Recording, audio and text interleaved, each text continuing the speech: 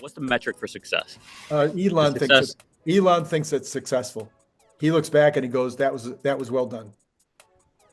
I think he'll look back and say that he wished that they could have done more, but they did what they could given the constraints that they had. Okay, so will the majority of the public look back and say that it's successful? I think it depends on your political leanings. I think the left will say, "Oh, they didn't do X, Y, Z, which they said they were going to do." On the right will say, "Well, we made tremendous progress." So I think it'll be a very decisive. I don't think it'll be a clear cut. The only way it'll be clear cut would be even then. Like I just feel like anyone who is on the other side is always going to find something to complain about. Cause like even if they cut $2 trillion, they'll be like, "Oh, but it hurt XYZ people and this happened and that happened." And it's like, that had repercussions, and they'll miss the forest for the trees. Got it. All right. So it's so dependent. Yeah, it's hard to answer. I think it'll be successful. I don't think it'll be as successful as we would hope for it to be, but yeah. Okay. All right.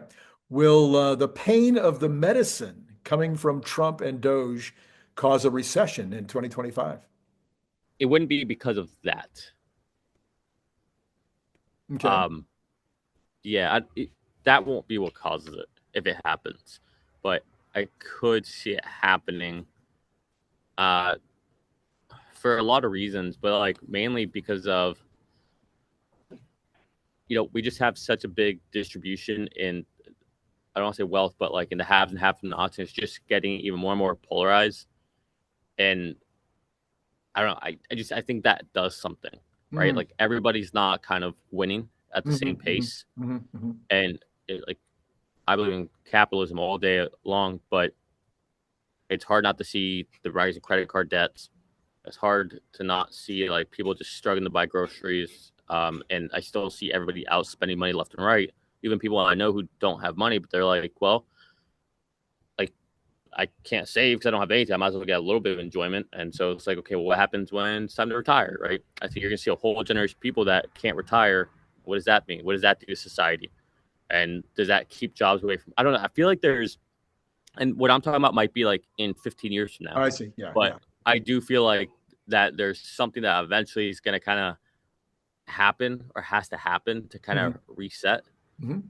I don't know. I mean, do you agree with that at all? It's like there seems to be like. Oh, I feel yeah. So I probably see it slightly differently than you do. I see this, but I do think there's a demographic shift taking place. I think that there is a wealth. I think the wealth division that you're talking about is definitely there. It's huge. Will it get worse or will it get better over the next 5 years? To me, it depends on what happens with all this AI and AGI and robots and robotic cars and methodologies for getting productivity up. If productivity goes up, it should float all boats. So the under $100,000 folks should do very, very well in that scenario.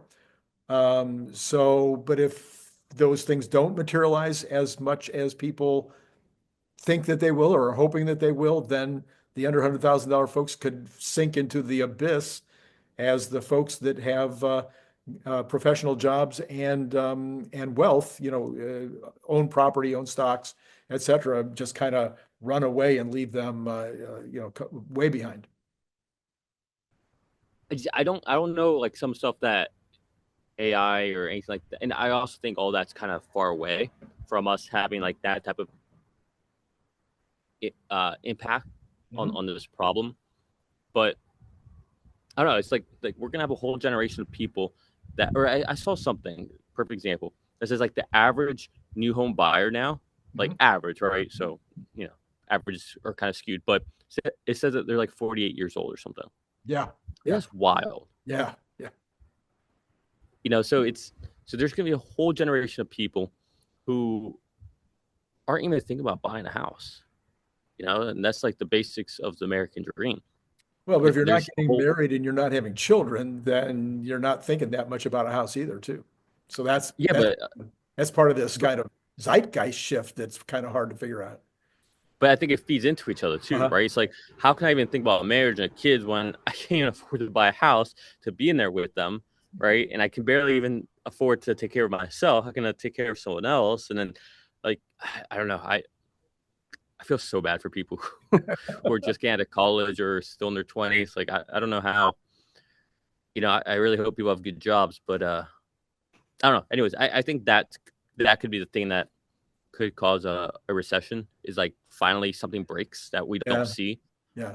Again, we see crazy credit card debts, we see crazy Right. car loans, we see high delinquencies, we see a record number of companies going into bankruptcy. I mean, like, all this is out there, and we're still chugging along. But even then, if you look at the S&P 500, if you take out the Mag 7, it's ugly. It's horrendous. If you look at the unemployment, if you took out government jobs, it's horrible. It's horrendous. So or take out undocumented workers' jobs. Exactly. Yeah. So my thing is, like, there's so much tape that's around here, and there's so much makeup. What happens when the makeup comes off? And eventually the makeup will come off. Eventually it'll be 11 p.m. and we'll see what things really look like before clock strikes midnight.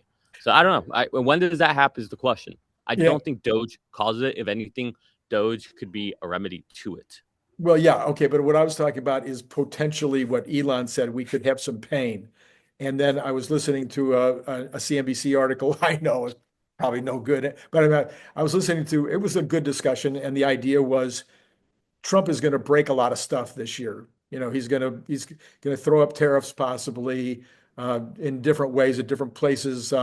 We're going to have the DOGE commission, which is hopefully going to eliminate some government jobs, some government spending. The government spending trickles down. Of course, you buy stuff from a company, that company employs people, so if they reduce the amount of spending or they get better deals on those things that they're buying, these are all going to move through the economy. Again, there's going to be a lot of different things that are going to be very different in 2025 than they were in 2024 in terms of governance. And when you have all that change taking place, and you throw in AI and possibly robotaxi, et cetera, you could end up having a painful moment or two as you transition into something a lot better. Yeah, I don't know. I hear you, but when he talks about the pain, I don't think it's pain like that. I think it's going to be, a lot of people are going to get laid off, and it's going to be painful for them. It's going to be a shock to the system, that they weren't expecting, but I don't think it means a shock to the economy. If anything, I think it helps, cut the ties that are holding down the economy in many ways. So I don't know. I see it a little differently. I think the pain that he refers to is kind of, the shock to the system more so than anything to the economy. Okay. We'll find out. I think DOGE will be net good no matter what. Well, I believe that as well. If you happen to be a big fan of the Cybertruck, you might also be interested in this super fun Cybertruck refrigerator magnet and bottle opener. It is made out of super thick stainless steel, just like the Cybertruck, and it has this giant magnet on the back, so it's going to hold a lot of stuff on your refrigerator. It's an amazing gift, and it comes in that great gift box that you saw before that uses a magnet opener, just almost like an Apple box, like when you get Apple products. You can buy it on Amazon for $29.95, or you can buy it direct from me by sending $25 to paypal.me/Randy Kirk, all in lowercase letters. Please indicate whether you want the stainless steel look, or maybe you'd like to have this very clever camo version. And then if you're not in the US, please add $20 for freight. If you'd like more than one, please check the information below to get pricing, as well as all that information I just told you will be repeated in the information below. So once again, think about joining the channel, getting the up-to-date Tesla news every single day. I think you'll be glad you did.